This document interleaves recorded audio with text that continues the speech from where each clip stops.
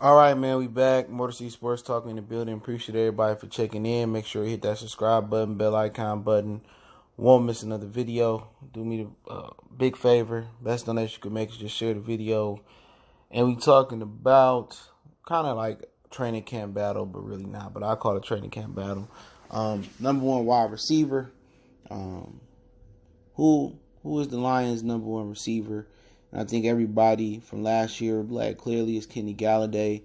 And I don't think a lot of people realize what happened to Marvin Jones last year. I know a lot of people seen that, him and the Stafford timing was off. And Stafford was off in general, but his timing to Marvin Jones was terrible. And I think people slept on a knee injury Jones suffered in camp last year.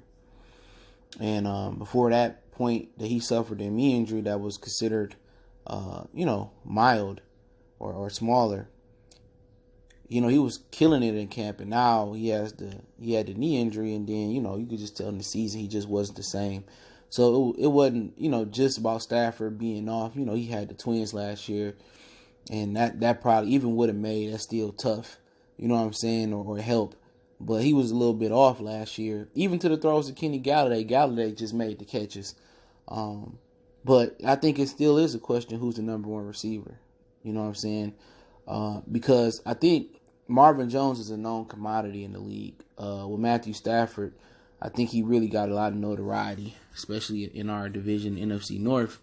And in the Cincinnati, remember, he had a good season with a low drop rate. Then he suffered some type of major injury. He came back, and then he was behind. Obviously, he was always behind A.J. Green. He was behind Mohamed Sanu, Tyler Eifert. Then they ran the ball a ton. And a lot of people in Detroit didn't really know about him. And I knew about him, to be honest, just from playing Madden. and I watch the Bengals. Every now and again, you go around, you play fantasy football, you watch other teams. And he was a really good receiver. So I still think that is a viable question because now he coming into this season 100%, should be 100% healed. Healthy all the way, and I think it's adequate competition between him and Galloday. And I say that because now the league is aware of Kenny Galloday. Okay, now they gonna pick up on tendencies, and it's up to him to make those adjustments. How people gonna play him? I'm not saying this is a fact, but they might be like, you know what? He run that dig route a little bit, a little bit lazy, or you know what? Let's make a run the outside routes, the comebacks, the out routes, then the corner routes and stuff of that nature. And we think he weak doing that. And it's up for him to evolve and adjust to, the defense is getting a look at him this year, but also was going to be a major help to both of these guys in this unofficial competition is the addition of the inside guys, Jesse James, Hawkinson. Danny Amendola is going to be huge as long as he stays healthy because he knows how to make himself available, sit down in zones. He's going to be Stafford's best friend over the middle. If not, Hawkinson or Jesse James, which that's another camp battle. I double up with them behind this one. That's another battle to be talked about as well, too. But I think everybody would say, just looking at Galloday last year, he the number one guy. But I think it was an unfair battle. Jones wasn't healthy.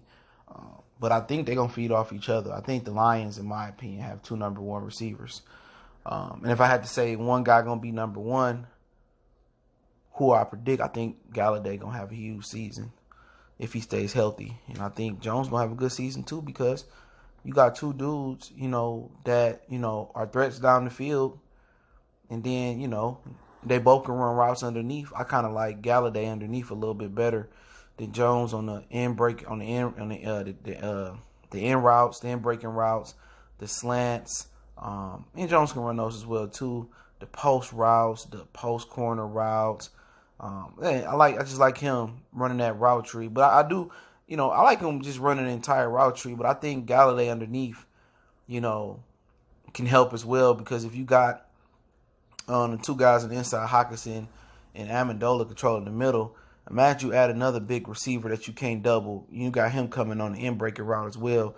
And then if you paying attention, you doubling or, trying to squeeze on the inside. Then you got Jones just streaking downfield, who's an excellent deep ball receiver. So we'll see, man. Running game going to help a lot too. But I think the Lions really have a good competition. They got 1A and 1B, but I do predict that Galloday is going to separate itself this season as the #1 receiver.